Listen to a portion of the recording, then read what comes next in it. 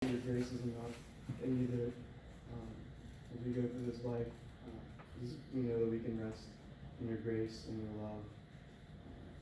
And in 10,000 years, we'll still be singing your praises. Pray that you would just give us understanding hearts and minds this morning as we look at your word. Pray that you just bless this Sunday service. In Jesus' name we pray. Amen.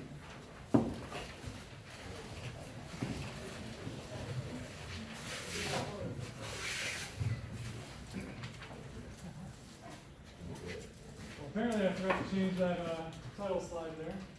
This is not last week. And this week we're going to be looking at Song of Solomon 6:4 to 8:4. So picking up where we left off. So central idea there for Song of Solomon 6:4 to 8:4 is that marriage is an exclusive commitment of two people, mind, body, and soul. So we're continuing on with the story of this new husband and wife. When we began Song of Solomon, they were engaged, worked up through chapter 4, and the very beginning of chapter 5 was their wedding, and now we're following that, so they're now married. So again, if you have a Bible, you can turn in it, tap, swipe, turn, however you get there, scroll, and read along, or you can follow along up here on the screen as I read Song of Solomon, chapter 6, verse 4 through chapter 8, verse 4. So here we go. Beginning the man is speaking there.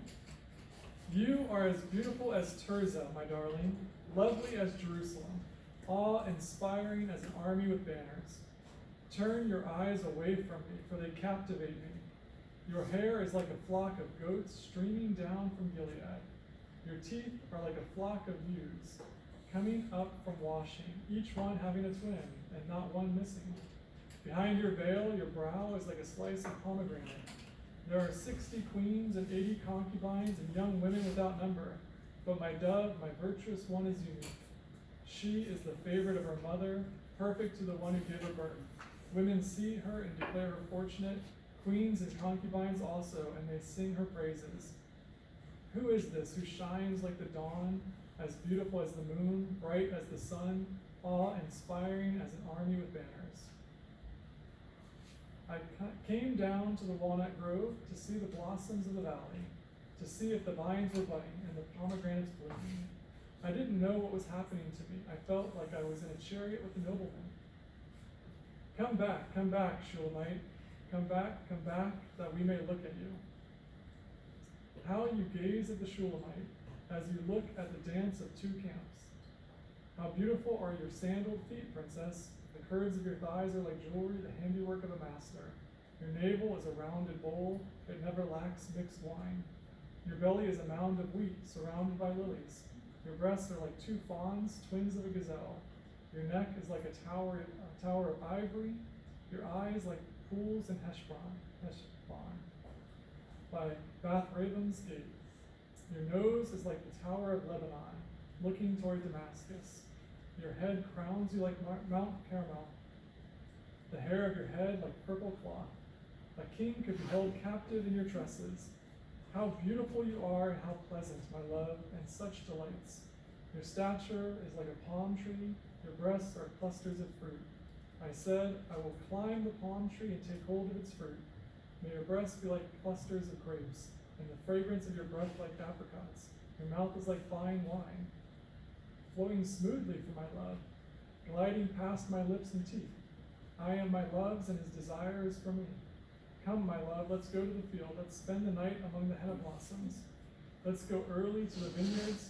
Let's see if the vine has budded, if the blossom has opened, if the pomegranates are in bloom. There I will give you my caresses. The mandrakes give off a fragrance, and at our doors is every delicacy, both new and old. I have treasured them up for you, my love. If only I could treat you like my brother, one who nursed at my mother's breast. I would find you in public and kiss you, and no one would scorn you. I would lead you, I would take you to the house of my mother who taught me. I would give you spiced wine to drink from the juice of my pomegranate. May his left hand be under my head and his right arm embrace me. Young women of Jerusalem, I charge you, do not stir up or awaken love until the appropriate time. So again, our central idea, Marriage is an exclusive commitment of two people, mind, body, and soul. So there's a lot to look at there. We're not going to hit everything. But we're going to start with point number one. The nature of marriage is the choosing of one for lifelong exclusivity. That's near the beginning there. Mostly, we're going to talk about chapter 6, verses 8 through 9. But in that beginning of the passage there, we see that there's a progression of numbers to which she's greater than.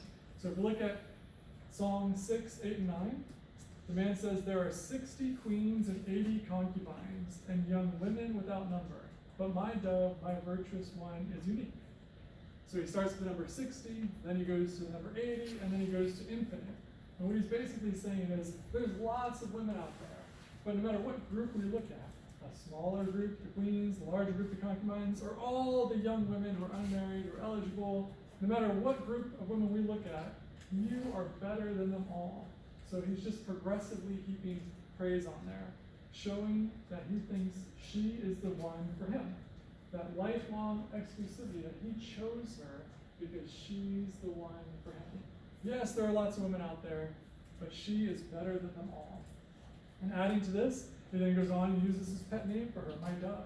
He's used this a few times in the book. So in Song 6:9, he says, but my dove, my virtuous one, is unique.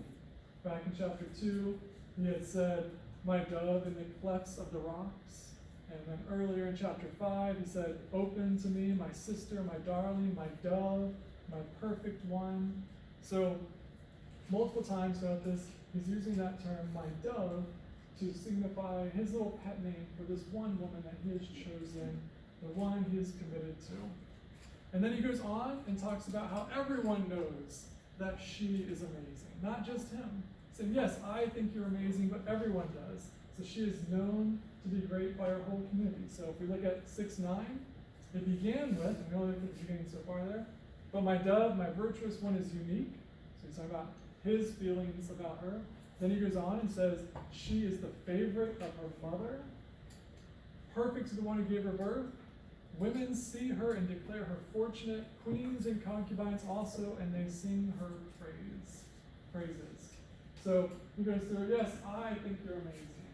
Your mother thinks you're amazing, but all the women in the community think you're amazing. Even queens sing your praises. Now, interesting there is, I put there in the CSB, the translation I generally use, it says that women see her and declare her fortunate. Other versions, ESV and NIV, say they declare her blessed. But the key there is, in the context, her being fortunate or being blessed is not because of him choosing her. They're praising her for who she is. Because we go back to the mother there. Okay, the mother doesn't love the daughter because the king chose the daughter. The mother loves the daughter because mothers love their daughters. You know, that's the way it is. And then he's saying, along with that, like everybody thinks you're amazing. She's not blessed because she married the king. Well, that's a great thing and everything. But she's just blessed in her character. She is the type of woman that other people recognize as a great woman. And then this ties into the parallel in Proverbs 31 that we've referenced a few times. So the parallel in Proverbs 31, if we look at the beginning and end of the passage about the noble wife in Proverbs 31, in verse 10, it says, who can find a wife of noble character? She is far more precious than jewels. Again, talking about this woman of a great character that people recognize, the community recognizes, she is a valuable woman. And then at the end of the passage on Proverbs 31, it says in verses 28-29, her husband or her children rise up and call her blessed. Her husband also praises her. So again, that sort of blessed and praises that we saw here in Psalm. Many women have done noble deeds, but you surpass them all. So there's a very clear parallel between the praises the man is giving his wife here in Song of Solomon and the praises the man gives in Proverbs 31. People call you blessed. People praise you. But you're greater than all of these women. So that heaping on of praise. And we see that because he has chosen her for this lifelong exclusive relationship. So then we go to point number 2. Women are physically weaker, but socially and spiritually just as powerful. Now, the reason I put the physically weaker there is because we talked about that last week. Okay, but here we're going to focus on how she is just as important socially and spiritually. So the man begins and ends with praise of her overall focus, praise on her overall strength. So we look at 6:4. You are as beautiful as Tirzah, my darling, lovely as Jerusalem, awe-inspiring as an army with banners. And then he goes on in 6:10, towards the end of his praise, he begins and ends with this phrase. Who is this who shines like the dawn, as beautiful as the moon, bright as the sun, awe-inspiring as an army with banners?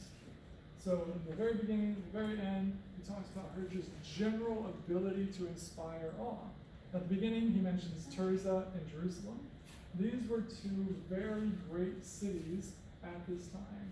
In fact, Tirzah, after, if you know a little bit about the history of Israel, after Solomon, the nation of Israel divides into two, and Jerusalem stays the capital of the southern kingdom, and the northern kingdom is a king Jeroboam, who ends up putting his capital in Tirzah. So Tirzah, even at this time, Tirzah was known as a great and beautiful, powerful city. And Jerusalem, of course, was the capital of Israel, so a great, beautiful, and powerful city. And he's using these. Solomon is using these two great cities as examples of what she's like. She's like Tirzah and Jerusalem, cities that would inspire awe. You know, anybody approaching these cities would just be amazed at these cities. And the cities were powerful, the cities were important, not just for trade, but cities back then in the ancient world were basically fortresses. You know, if there was ever an invading army, people went into the city because the city was surrounded by walls. The city was protection. So cities were very important, very awe-inspiring. And then to add to that, he talks about the awe-inspiring nature of an army with banners coming, an army prepared for battle. So he says that she inspires awe and reverence and respect, just like an army approaching would. So he's just praising her and this ability of her to just clearly be recognized by everyone around her as someone to be respected. So that phrase, awe-inspiring, in the CSB is translated in the ESV as awesome. You know, an awesome army coming toward you. In the King James Version, it's actually translated as a terrible army. And, you know, Charlotte and I have actually talked a lot about etymology, and we talk about the word terrific. The word terrific in our minds means wonderful, but the root is terror. So to be terrifying. So when the King James translates it as a terrible army, it's an army that when you see it, you pause and you think and you reflect and you respect it. You don't want to mess with this army. So this awe-inspiring, this awesome, this terrifying image of an army approaching for battle is what he's saying that this woman is. Like, not in the sense that he's scared of her, okay? Talked about last week how he's much stronger than she is, but she is just not a woman to be messed with. She is a powerful, respected member of her community. People listen to her. You know, there's an old commercial financial consulting firm, E.F. Hutton, and this like recurring line in all the commercials was that when E.F. Hutton speaks, people listen. You know, that's kind of her in a sense. Like, she is someone to be listened to. So, this leads into part B there, subpoint B. A Christian marries only in the Lord. Now, I'm not going to read all these passages. We've actually talked about 1 Corinthians 7 and 2 Corinthians 6 before. 7 talks about how if a woman's husband dies, she's free to marry again, but she can only marry in the Lord. She has to marry another Christian. 2 Corinthians 6 says that you should not be unequally yoked with unbelievers. Don't be tied or connected with unbelievers. And Deuteronomy 7 even goes back to the Old Testament law and says that Jews can only marry other Jews, members of the community. And it's not an ethnic thing, it's a religious thing, because there's lots of examples of people from other ethnic groups joining the nation of Israel.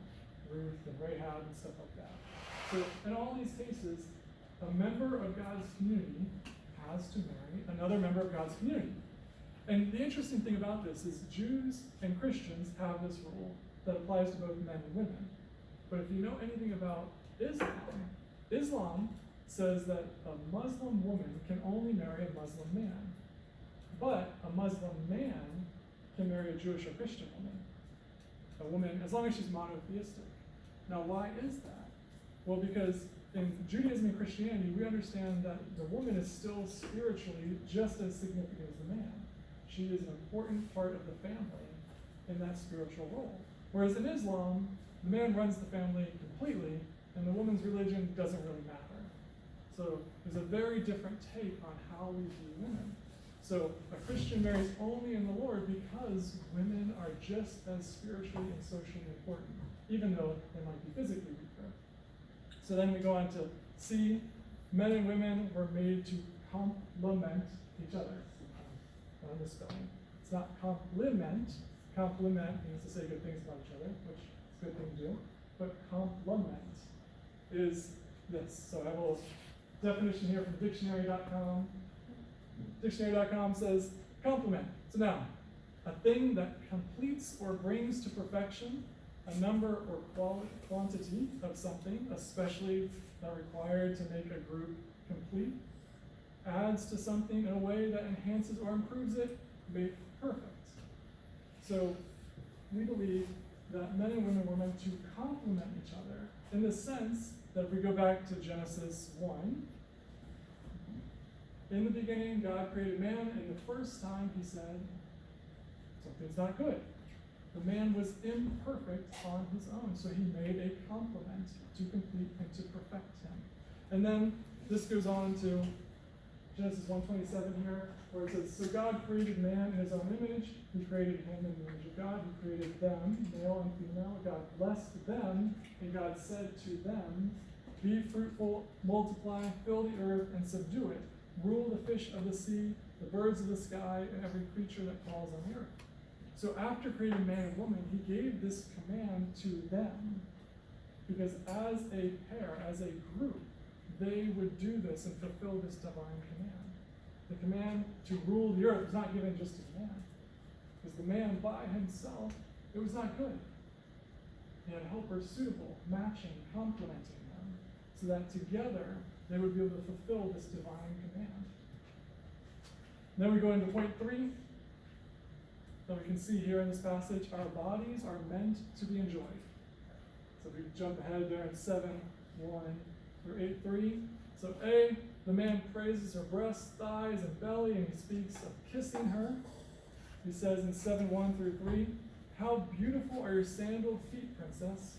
The curves of your thighs are like jewelry, the handiwork of a master. Your navel is a rounded bowl. It never lacks mixed wine. Your belly is a mound of wheat surrounded by lilies. Your breasts are like 2 fawns, twins of a gazelle.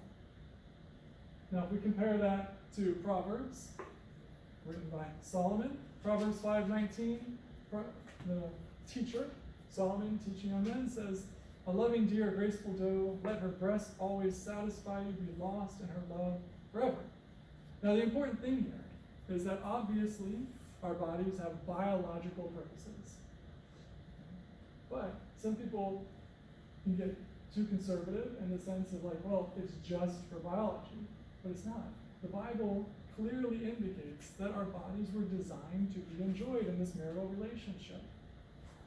In Proverbs 5:19, this is not talking about biology. It's talking about a husband enjoying the wife of his youth, it says in the passage. And this is not just for husbands. So B there is that they both enjoy each other. So if we continue on in chapter 7, look at verses 9 and 10. The man's going through this list of praise, and in verse 9 he says, your mouth is like fine wine. And then the woman interrupts and continues it, but turns it slightly, saying, flowing smoothly from my love, gliding past my lips. I am my love's, and his desire is for me. So she's enjoying this praise. He's talking about her mouth, and she talks about her mouth. And then the woman continues in 9 through 12. It says, come, my love, let's go to the field. Let's spend the night among the henna blossoms. Let's go early to the vineyards. Let's see if the vine has budded, if the blossom has opened, if the pomegranates are in bloom. There I will give you my caresses. And we talked before about that term, caresses. So her desire to enjoy physicality with him continues on through verses from 7:13 through 8:3. So let's continue reading that. She says, the mandrakes give off a fragrance. And at our doors is every delicacy, both new and old. I have treasured them up for you, my love. If only I could treat you like my brother, one who nursed at my mother's breast. I would find you in public and kiss you, and no one would scorn me. I would lead you, I would take you to the house of my mother who taught me. I would give you spiced wine to drink from the juice of my pomegranate. May his left hand be under my head, and his right arm embrace me. Now, quick little side thing. Timing worked out well, because last week, 2 of you asked me, what's with him calling her his sister? I keep waiting for you to address this, and you haven't addressed this. I was like, well, I think it's just a cultural thing, that, they're all part of the family of God, they're in the nation, they're all brothers and sisters, kind of like in the New Testament, we're all members of the church are called brothers and sisters. Well, I think this clearly gives us an indication that they're not actually brother and sister. Because what she's saying here is that she wants to show him affection in public. And in the culture 3,000 years ago, apparently, it was frowned upon to have public displays of affection. And she does not literally wish that they were brother and sister, but she's saying, I wish I could kiss you in public. If you were my brother, I could kiss you in public. So there's a little poetic license here, a little artistic license. She's expressing that desire. When we're out in public, I wish I could kiss you, I wish I could take you, hold you, all that sort of stuff. But I can't do that. If you were my brother, then I could give you a kiss on the cheek and all that kind of stuff. So, pretty good indication here. The sister comments, when he says my sister, my bride, it's just a cultural thing. It's clear from these verses, though, that these 2 people enjoy each other. Both the man and the woman enjoy being together. Now, subpoint C there. Like every gift of God, we are tempted to distort this gift and sin. So, I read earlier a part of Proverbs 5 about enjoying the wife of your youth, but let's look at the larger context there. 5:15 to 21. Drink water from your own cistern, water flowing from your own well. Should your springs flow in the streets, streams in the public squares, they should be for you alone and not for you to share with strangers. Let your fountain be blessed and take pleasure in the wife of your youth. A loving deer, a graceful doe, let her breasts always satisfy you. Be lost in her love forever. Why, my son, would you lose yourself with a forbidden woman or embrace a wayward woman? For a man's ways are before the Lord's eyes, and he considers all his paths. Okay? Or consider the woman's advice here. At the very end, there's this refrain, this repeated warning the woman gives in 8:4. Young women of Jerusalem, I charge you, do not stir up or awaken love until the appropriate time. So Solomon and Proverbs, the woman here in Song of Solomon, have this warning that this God-given desire, it's a good thing, but it can be distorted. Solomon is warning young men to be faithful to their wives. This woman is advising other young women to be careful in how they pursue love and things like that. So human nature is that we take any good gift given by God and we want to distort it. We want to break God's commands. We want to misuse what he's given us, use it for our own purposes in ways that just go against what God has wanted, what is best for us, what God has decreed, and we sin. That's the way it is. Temptation isn't just a problem for men. We must all be on guard against those little foxes that I talked about earlier in the book. The man and the woman both called out to their community and said, help us fight off these little foxes. So we must all fight temptation. But here's the thing about fighting temptation. Sometimes we're going to fail. And ultimately, what we rely on is not our ability or success in fighting temptation, but we rely on Jesus, who successfully overcame the world, who never sinned, and who died in our place. So we talk about how God has given us a good world. God made a good world. But we see brokenness, the effects of sin throughout the world, because we have rejected God. All of us, in various ways, have rejected God, done things our own way, and caused harm, broken God's plan. And when we do that, the Bible calls that sin, and we see the effects of that. But God sent Jesus in our place, and he lived the perfect life. God incarnate, God in the flesh. He lived that perfect life in our place, never sinned. and then died, taking the penalty for us. And that is what we rely on, because he overcame death. After he was killed, he rose from the dead and ascended to the right hand of God the Father, and he intercedes for us always. He's there on our behalf, standing between us and the wrath of God. He has taken that on our behalf. And that is what we rely on, because as much as we try to follow God, as much as we're enabled by the Spirit to follow God, we will still fail. And ultimately, the only hope we have is that Jesus did that for us. So the whole story ends up culminating, though, in that final marriage that we talked about. That this whole book, this marriage, leads to the ultimate hope of the eternal marriage, because we have been chosen by God. And we talked about at the beginning here, that choosing of a wife, in this case. The man chose her. God chose us, and Jesus redeemed us. He paid the penalty for us and brought us into a relationship with him so that we could be united with him forever. Ultimately, finally, perfectly united with him.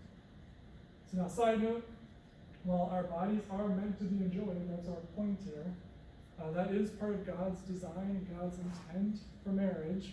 Being single, whether that's temporary or permanent in your life, does not make you less human. Okay, God's designed our human bodies for a purpose, what we talked about before. It is okay not to be married. And one clear indication of that is Jesus himself is not married. Jesus did not experience any of this physicality that we've talked about in earth. That is not what makes you human. It's a good thing, God has designed it, but it is not required to be human. Jesus was single his entire life. So, in fact, singleness actually enables you to, like Jesus, focus on the kingdom of God. So let's consider Paul's advice in 1 Corinthians 7. This is what Paul advised people who are single. I want you to be without concerns. The unmarried man is concerned about the things of the Lord, how he may please the Lord. But the married man is concerned about the things of the world, how he may please his wife. That's a good thing for a married man to be concerned about. And his interests are divided. The unmarried woman or virgin is concerned about the things of the Lord, so that she may be holy both in body and spirit, and both man and woman, equally spiritually important. But the married woman is concerned about the things of the world, how she may please her husband. Okay, an important thing, good thing. I am saying this for your own benefit, not to put a restraint on you, but to promote what is proper, and so that you may be devoted to the Lord without distraction. So, if you're single, as all but two of us in this room are, okay, whether that is temporary singleness or permanent singleness, it is actually also a gift from God.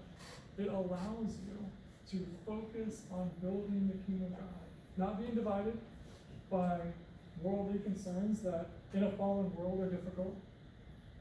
So it's a good thing. These physical relationships are definitely good things, but you do not need them to be holy. You do not need them to fulfill God's purpose for you. You do not need them to be happy. What you need is God, through his Spirit, can bring you joy, bring you fulfillment, give you purpose, all those things. But that brings us back to our central idea that marriage is an exclusive commitment of two people, mind, body, and soul. In this case, we're talking about an earthly marriage. Ultimately, all of us, whether single or married, will be married to Jesus and be united to him forever. Now we're going to move into our time of communion. So remember, each week we do communion. Communion is one of two ordinances of the church, two commands Jesus gave the church. First is baptism. Baptism is that entry point into the church, signifying our death, burial, and resurrection with Jesus. It's a one-time event. Communion is an ongoing, recurring event. In communion, we celebrate our communion or our relationship with Jesus. It is a remembrance. Jesus said, "Do this in remembrance of me." It's a proclamation. For as often as you eat this bread and drink the cup, you proclaim the Lord's death until he comes. It's an expression of our relationship with him. This is my body, which is for you. This cup is the new covenant in my blood. Again, Jesus died in our place, and that is our hope. It's a time of repentance and renewal. You can take this time as we prepare to reflect on your sin, confess your sin to Jesus, and be renewed in your relationship with him.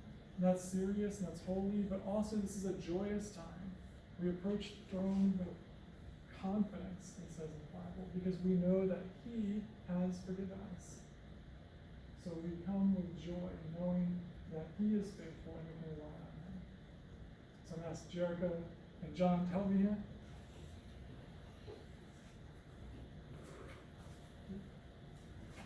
Let's take a moment, pray,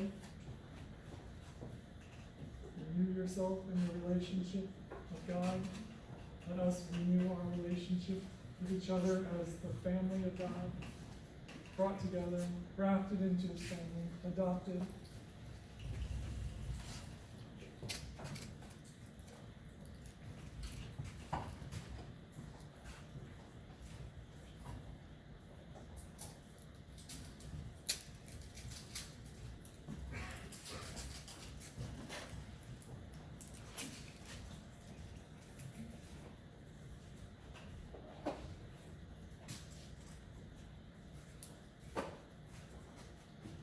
Open up the bread. Consider Christ's body given for you and me.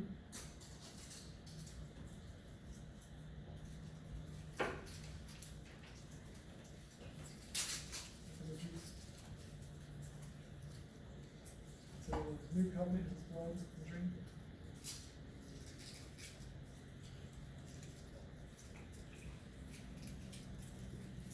As always. Leave that there and we'll clean that up. And John will close us in song.